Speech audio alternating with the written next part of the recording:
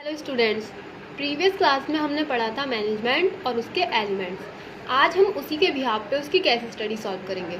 ठीक है, जिसने भी प्रीवियस वीडियो नहीं देखी पहले वो जाके देखें, वरना केस स्टडी समझ नहीं आएगी। Now to we start first question. Management has to see that tasks are completed and goals are achieved within the least amount of resource at a minimum cost. Identify the two related concept of management. इस question में क्या है, बहुत simple question है। इस question में कहा गया है हमसे कि गोल्स अचीव हो गए हैं, टास्क हमारे कंप्लीट हो गए हैं और जो मिनिमम कॉस्ट में लीस्ट अमाउंट ऑफ रिसोर्स, मतलब हमारा वेस्टेज भी नहीं हुआ है और मिनिमम कॉस्ट आई है। तो दो रिलेटेड कॉन्सेप्ट बना दें हमें मैनेजमेंट के। तो कौन से कॉन्सेप्ट है, सभी को पता होगा, मैंने कल भी बताया था, इफ़िशियंसी एंड इफेक्टिवनेस। ठीक है,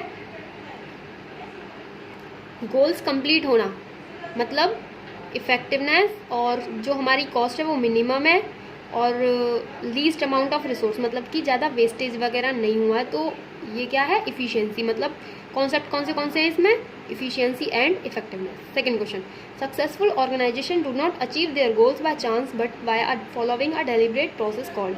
जो भी सक्सेसफुल ऑर्गेनाइजेशन होता है वो अपने गोल्स को बाय चांस अचीव नहीं करता।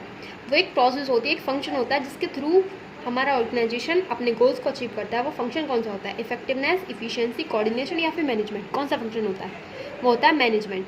अगर किसी ऑर्गेनाइजेशन का मैनेजमेंट बेहतर है, अच्छा है, तो वो सक्सेसफुल ऑर्गेनाइजेशन बना जाएगा और वो अपने goals time to time achieve करेगा। ठीक है, नेक्स्ट क्वेश्चन, ये है केस स्टडी। ठीक है, during festival seasons ABC limited received a new order of 1000 mobile phone is to be delivered in 10 days, following which the contract will be null and void. To complete this function, manager planned to outsource the production so that order could be delivered on time. The outsourcing resulted in increase in cost by 30%. जिस किसी को भी ये case study नहीं समझ में आ रही है वो पहले प्रीवियस वीडियो जाकर देखें, उसके बाद ये वाली वीडियो देखें। ठीक है, हाँ, तो इस केस स्टडी में क्या है, ड्यूरिंग फेस्टिवल सीज़न के दौरान एक कंपनी है ABC लिमिटेड, जिसको एक ऑर्डर मिला है 1000 मोबाइल फ़ोन का, जो उसको 10 दिन के अंदर अंदर कंप्लीट करना है, मतलब डिलीवर करना है। ओके, अगर उसने ये नहीं किया, मतलब उसने अपने टाइम पे ऑर्डर डिलीवर नहीं किया, तो क्या हो जाएगा, ऑर्डर वॉइड हो जाएगा। प्रोडक्शन मैनेजर ने ऑर्डर कंप्लीट करने के लिए या टास्क कंप्लीट करने के लिए क्या किया, रिसोर्सेज को बढ़ा दिया, मतलब कि ओवर कर दिया, ज़्यादा कर दिया, जिससे कि क्या हुआ, हमारी जो कॉस्ट है वो इंक्रीज़ हो गई 30%। ठीक, तो अब क्वेश्चन क्या कह रहा है, do you think the production manager perform duties effectively and efficiently. जो हमारा प्रोडक्शन मैनेजर है वो अपनी ड्यूटीज़ इफेक्टिवली और इफिशिएंटली परफॉर्म कर रहा है या नहीं।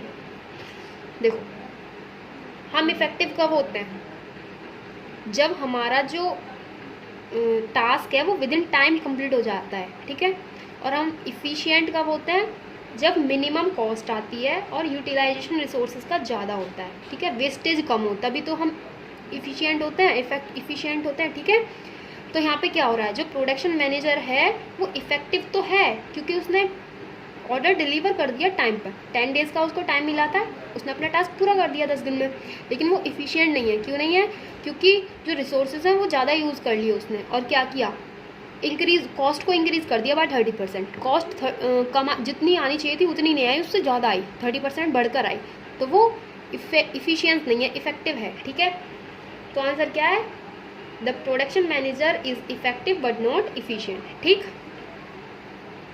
Second, give 2 points of difference between effective and efficiency. आप डिफरेंस बहुत आसानी से बता दोगे, मैंने कल वाली वीडियो में बताया था। सबसे पहले तो मीनिंग ही बता दो। Effectiveness refers to completing the task on time no matter whatever the cost. Efficiency refers to completing the task within minimum cost, optimum utilization of resource and in cost effective manner. ठीक, बताइए इसका meaning आपको। Effectiveness किससे relate करती है, क्या refer करती है, इफेक्टिवनेस का मतलब क्या है, जो हमारा टास्क है वो टाइम पर कंप्लीट होना चाहिए, हम मैटर नहीं करता कॉस्ट ज़्यादा आ रही है या कम आ रही है। ठीक है, और इफ़िशियंसी क्या होता है, जो हमारा जो टास्क है वो मिनिमम टाइम में मिनिमम कॉस्ट में कंप्लीट होना चाहिए। ठीक, यूटिलाइजेशन जो हो रहा है रिसोर्सेज का वो ज़्यादा से ज़्यादा होना चाहिए, और कॉस्ट है वो कम आनी चाहिए हमारी, मतलब मिनिमम आनी चाहिए। ठीक, ज़्यादा नहीं आनी चाहिए, इंक्रीज़ नहीं होनी चाहिए। ठीक है, सेकंड आप डिफरेंस बता सकते हो। टू इफेक्टिवनेस का ऑब्जेक्ट क्या होता है? To achieve end result achieve करना टाइम पर।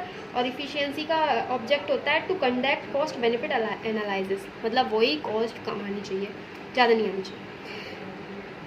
Second case study number second, ABC limited, a garment manufacturing company set the target production of 100 garments per month eight the estimated cost of 200 per garment.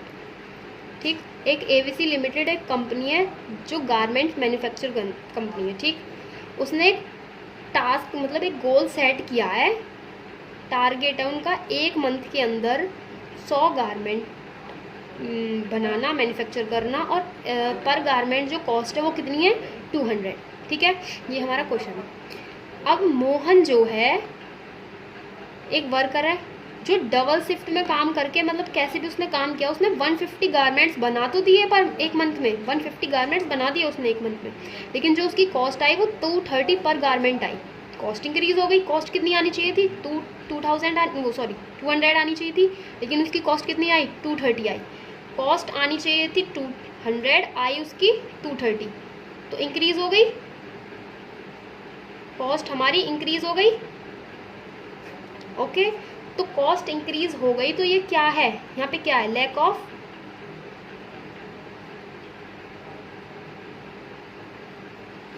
Efficiency. ठीक, lack of efficiency है यहाँ पे।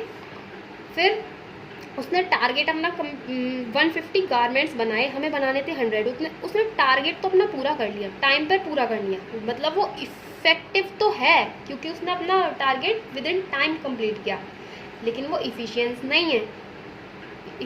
नहीं है उसके अंदर, क्योंकि उसकी जो कॉस्ट है वो ज़्यादा आई। तो यहाँ पे आंसर क्या आएगा?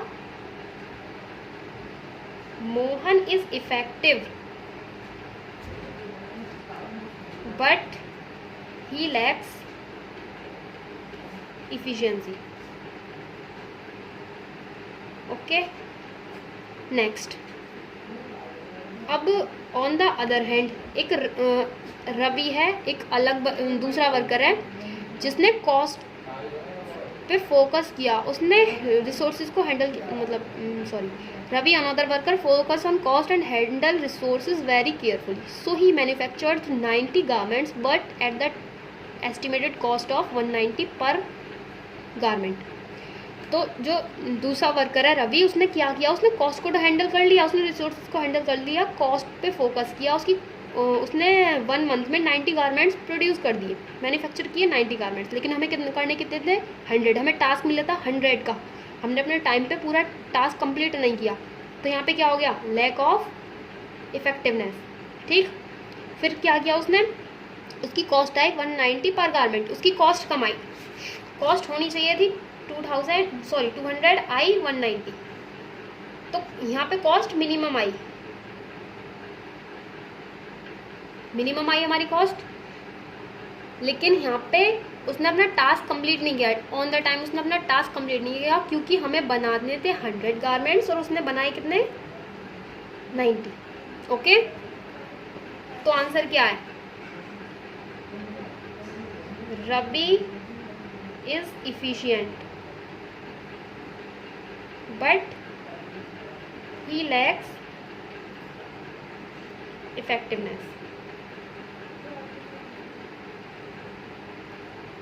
ओके, अब देखो एक थर्ड वर्कर है, third worker maintain the balance and achieve target of 100 garment at the estimated cost of 200 per garment. एक तीसरा वर्कर है जिसने क्या किया? जिसने अपना टारगेट भी अचीव किया ऑन द टाइम, 100 गारमेंट बनाने थे, उसने 100 बनाए, कॉस्ट आनी थी 200 पर गारमेंट, तो वही कॉस्ट भी वही आई। ठीक, तो वो क्या है? वो इफेक्टिव भी है और इफिशिएंट भी है। तो third worker is effective as well as efficient. जो हमारा थर्ड वर्कर है वो इफेक्टिव भी है, इफिशिएंट भी है, बिकॉज उसने अपना टारगेट टाइम पर अचीव किया है और हमारी कॉस्ट भी मिनिमम आई है और यूटिलाइजेशन भी किया है उसने अपने रिसोर्सेज का। तो हमें केस स्टडी अच्छे से समझ में आ गई। अब क्वेश्चन देखो, फर्स्ट क्वेश्चन है identify the quality posed by Ravi, Mohan and what they are lacking. ठीक, तो हमने यहाँ पे सॉल्व कर ही लिया है पहले से। मोहन क्या है, इफेक्टिव है, लेकिन उसने लैक क्या कर दिया, इफिशियंसी को लैक कर दिया, मतलब उसने इफिशियंसी पे ध्यान नहीं दिया, उसने इफेक्टिवनेस पे ध्यान दिया। उसने अपना टाइम पे तो टारगेट कंप्लीट कर दिया लेकिन कॉस्ट पर ध्यान दिया नहीं। सेकंड मोहन, सॉरी हाँ मोहन का हमने बता दिया। सेकंड रवि क्या है, रवि इफिशिएंट तो है लेकिन इफेक्टिव नहीं है। क्यों? क्योंकि उसने कॉस्ट पर ध्यान दिया, उसने कॉस्ट को तो मैनेज कर लिया लेकिन उसने अपना टाइम पर टारगेट पूरा नहीं किया। Okay, second question, what quality is paused by the third worker. तो हमारा जो थर्ड वर्कर है वो इफेक्टिव भी है और इफिशिएंट भी है क्योंकि उसने अपना टाइम पर टारगेट भी पूरा किया है और उसने कॉस्ट पर भी ध्यान दिया, मतलब उसने कॉस्ट को भी मैक्सिमम नहीं होनी चाहिए, इंक्रीज नहीं होने दिया, उसने कॉस्ट पे भी कंट्रोल रखा है और अपना टाइम पर टारगेट भी पूरा किया है। अब third question, which worker is preferred by management. अब हमें बताना है मैनेजमेंट कौन से वर्कर को प्रिफर्ड करेगा। मैनेजमेंट के अकॉर्डिंग क्या होना चाहिए, जो हमारा टास्क है वो टाइम पर कंप्लीट होना चाहिए और कॉस्ट हमारी मिनिमम आनी चाहिए और मैक्सिमम यूटिलाइजेशन होना चाहिए रिसोर्सेज का। तो देखो मोहन को तो प्रीफर करेगा नहीं क्योंकि वो इफेक्टिव तो है लेकिन इफिशिएंट नहीं है। ओके, ना वो रवि को प्रेफर करेगा क्योंकि वो इफिशिएंट है लेकिन इफेक्टिव नहीं है। हमें दोनों क्वालिटीज़ एक वर्कर के अंदर चाहिए, उसी को तो मैनेजमेंट प्रेफर करेगा। तो कौन से वर्कर को प्रेफर करेगा, थर्ड वर्कर को, बिकॉज वो इफेक्टिव भी है और इफिशिएंट भी है। ठीक, तो हम लिख देंगे management prefer third worker as management always insist on achievement of goals effectively as well as efficiently. Management third worker को प्रेफर करेगा क्योंकि मैनेजमेंट किस पे इंसिस्ट है, achievement of goals effectively as well as efficiently. Okay, thanks for watching. अगर video समझ आई हो तो सब्सक्राइब करें, लाइक करें, फॉरवर्ड करें और नेक्स्ट वीडियो के लिए बेल आइकन दबाएं।